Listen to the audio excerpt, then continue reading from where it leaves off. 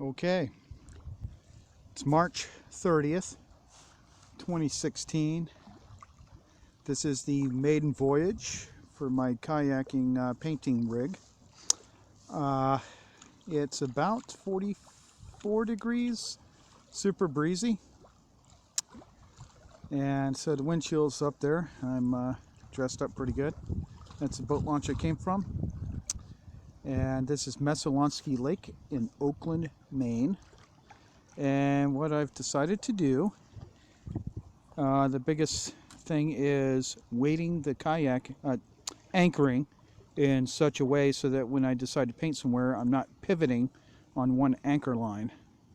So you can see here's the old window sash weight I'm using. Sometimes it works good near the edges of a lake because it's a little softer. Maybe find a space between rocks that stabs right in the ground, but if not, it's still heavy enough. And I've taken rope, looped it through my handle of my kayak and back to me so I can kind of let the weight out to where it needs to be depending on depth of water. Same in the back. My plan is to anchor it in the bow and stern, pointing it in the direction I obviously want to paint. So it's an experiment. My paint box tucked in behind there. I'm using a Gorilla Painter 6x8 box. Primary colors, titanium white, ivory black, I have and cad yellow pale, and cadmium red medium. Can't carry too much in there, so keep it limited. My terps are in there along with my refined linseed oil. Here we are, part 2 here. I've got it anchored in the front like I was mentioning, and in the rear, and it is not moving. I'm pointing right where I want to paint, which is maybe that barn. I'm not actually going to paint today. It's a dry run, sort of, even though I'm on the water. I practiced setting this up on in my driveway, but here's my paint box. It actually kind of rests pretty good with the knob resting there.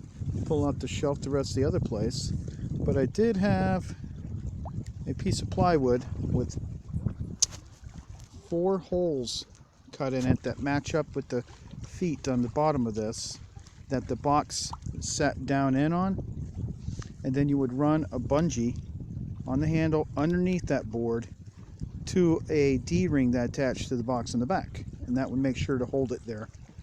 But actually I forgot the board in my car, but this seems to be working out pretty well. I could paint like this. Got my terps right here. You would just set those up and good to paint. So yeah, I'm pretty stoked. And then my paddle, I've attached this side with some carabiners, a piece of string, and I think this is going to work great. And it's kind of windy, a little bit choppy, so maybe I might play around with the sketch. I don't know. All right, with a paint kit, 6x8 Gorilla box. So what I did was I pulled the anchor ropes up so the sash weight was kind of dragging on the front of the kayak. Same with the back, because once you throw them out there, you can't really get them back until you park your kayak to get out of the kayak. Got to figure that out. But so you got a little drag, no big deal, but it allowed me to pull them up, paddle to a little far away to try a different point of view if you decided you wanted to do that. Obviously it'd be kind of a pain to paddle for like a mile doing that. But if you're just going upstream or downstream, maybe 100 yards, it's not going to kill you. And I set up in a little cove where the water's way calmer, which is a great idea because now it doesn't rock so much. In the other location, yes, there's issues with straight lines and you're trying to do buildings, or, you know, it's not really conducive. This would be way more conducive. Still maybe a touch challenging here and there, but better. Maybe mostly you might be doing landscape type elements from the kayak, so it wouldn't really matter. But also another little tip is sometimes oil paint like this blue over here is kind of oily.